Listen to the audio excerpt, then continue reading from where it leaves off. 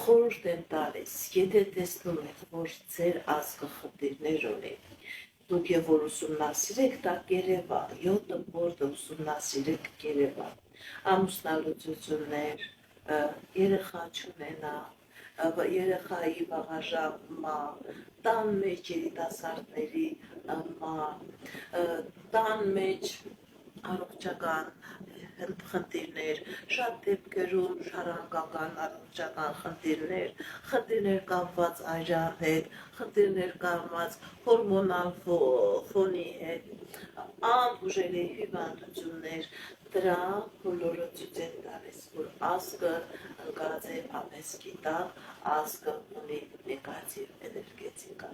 Դրա պատճառով պետք է անպայման մաքրվեք, որպեսզի ձերբազատվեք այդ նեգատիվ էներգիայից, առաջ գնաք զարգանալ։ Դրա համար